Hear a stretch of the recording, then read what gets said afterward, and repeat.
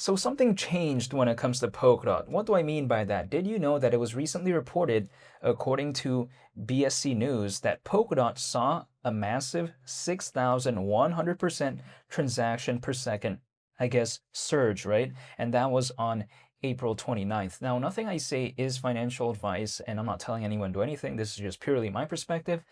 But why do I think this is pretty impressive? Well, it's because, first of all, this I think shows arguably some activity going on, or not, how would this type of stuff be possible? Not to mention, I think it might showcase, hypothetically, that some developers do care about Polkadot because we've consistently saw Polkadot, even throughout 2026, we've seen it have pretty good development activity. So it's not like it's completely forgotten about. I think sometimes people just take a look at, oh, Polkadot's native token, it's below $2. As of right now, it's around $1.20. But I think sometimes people ignore the fact that Polkadot is currently ranked 37th in the world. Yeah, I mean, it's not doing the best, but a lot of other projects out there are also not doing the best. But also, something else that I want to take into consideration when it comes to this is that if I still see development activity go on when it comes to Polkadot, the reason why I'm still a fan of that particular, I guess, situation is because if there's more developers, what happens usually? If, let's say, what they build gains popularity, let's say it has, I guess, more adoption, sometimes it's kind of like bringing that place along with the ride, in a sense where if a lot of developers choose to build on Polkadot, and if for whatever reason what they build truly takes off, then sometimes we see Polkadot kind of hypothetically go along with the ride. It's kind of like a high tide raises all ships type of vibe. But yeah, besides that point, I don't think it's a bad thing. Now, the least of my concerns is waiting, because I'll gladly wait, but what I don't want to wait for is for a project that's not seemingly, not doing anything. But I just don't see that when it comes to Polkadot. Keep in mind, we saw Polkadot 2.0 already, right? And arguably, that was kind of, I think, to a certain extent, having some aspects that was very catered towards developers. Like, for instance, we take a look at an aspect of elastic scaling when it comes to Polkadot 2.0. I think, arguably, with that, I would say that Polkadot is actually way better fundamentally when compared to where it was during its all-time high, which granted, we're over 40 times lower than Polkadot's all-time high, but I'm just saying. In which case, I actually do think that Polkadot is arguably better right now than before, which again may sound a little bit comical, but that's just my perspective. I mean, again, there was no Polkadot 2.0 back then. And also on top of that, keep in mind this year alone, we saw the first ever Polkadot spot US ETF. We did see that, right? And of course, I'm talking about 21 shares Polkadot ETF, which I guess didn't really do much to Polkadot. But at the same time, we have to consider what that could do in the long term, because we take a look at the Bitcoin ETFs, the Ethereum ETFs, take a look at what that did when it comes to those projects, right? I mean, did it make it very stable? No, not necessarily, but I think it stabilized it a little bit better than before. That's the thing.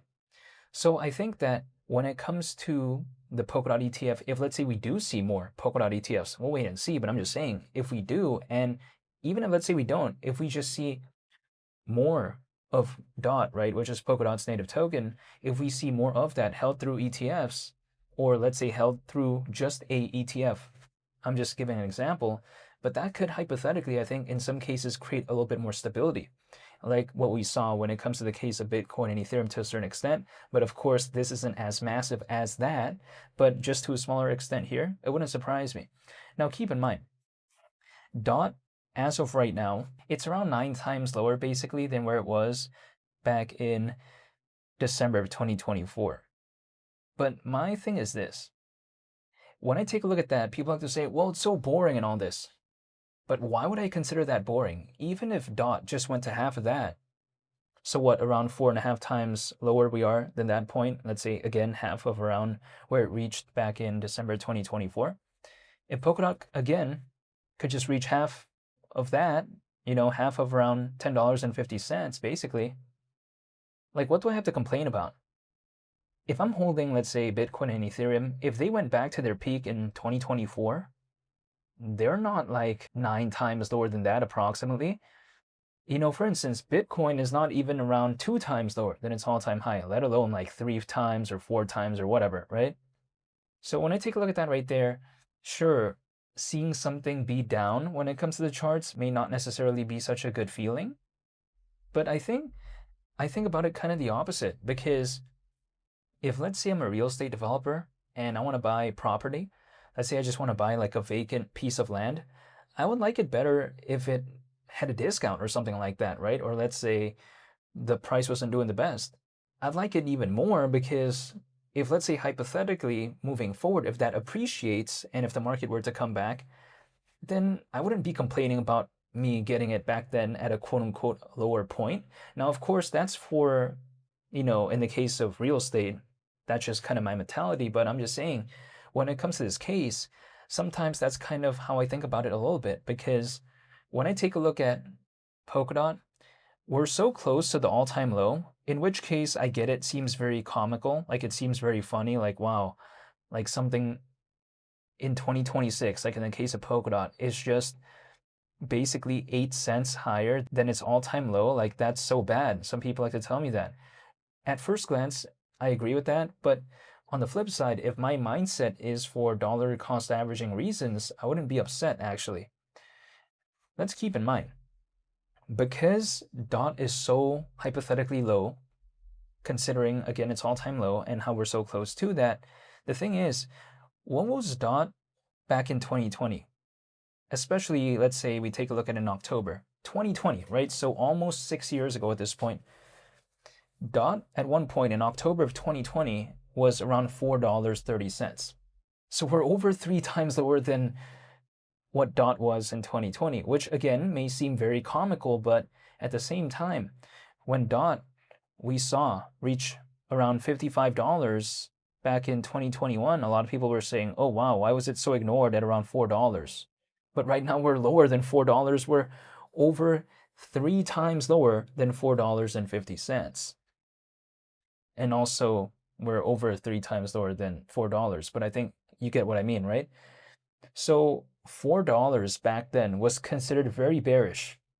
But now, because we're even lower than that, we're over 3 times lower than a point in which originally was already considered bearish. So if DOT went back to around $4.50, which is considered bearish by many people, again, we're over 3 times lower than that. Even Bitcoin is not 3 times lower than its all-time high. But I'm just saying, if I take a look at Warren Buffett, when does he usually acquire stocks? It's usually when it's not doing the best. That's the thing. But when I take a look at Polkadot, it's a project that's focused on interoperability, focused on connecting blockchains together. I still think that niche is still very present within the space, because a lot of people do want to have, blockchains become interoperable, be able to kind of freely interact with one another. So I don't know why people like to say, oh, the narrative when it comes to Polkadot is outdated. Yeah, I just disagree with that, because again, a lot of projects out there do want interoperability. Not to say that every single person out there is going to care about Polkadot, but I'm just saying. But even besides that, let's also consider, when it comes to Polkadot, it's arguably the most popular project within that space when it comes to interoperability. So if that narrative were to come back again to this space in a massive way, in terms of the attention in a mainstream type of way, right? And let's say hypothetically the market picks up again, who knows, in a pure hypothetical. Polkadot's waiting right there. Again, it's literally the most popular project out there, in my opinion, that's focused on interoperability. I mean, sure, Cosmos, it's popular, but Cosmos is not as big as Polkadot. Keep in mind, DOT, which is Polkadot's native token, has over 1 million holders even right now, as we speak. That's the thing. So yeah, I mean, when people like to say, oh, the narrative when it comes to Polkadot is cooked, well, does that mean Cosmos also has the cooked narrative? I mean, a lot of people would say no, right? So what? Cosmos doesn't have a cooked narrative, but then Polkadot does? How does that make sense? Keep in mind, Polkadot is the layer 0, right? We've heard about layer 1s, layer 2s, layer 3s, but Polkadot is a layer 0. Cosmos also has an aspect of a layer 0, but I'm just saying, in terms of a layer 0 blockchain, what people usually think about when it comes to this space is Polkadot. So if that narrative were to come back, I'm assuming that Polkadot is just waiting right there, just waiting in the wings, right? That's the way you take a look at it. Like Batman and Robin, just waiting for action in Gotham City. But that's just a pure analogy, but I'm just saying. I'll be sure to make more updates though when it comes to Polkadot moving forward. So hopefully y'all stay tuned for that. I just want to say thank you for watching, and I hope you all have a very nice day. It's Mali the Captain. I'm out. Peace. Bye.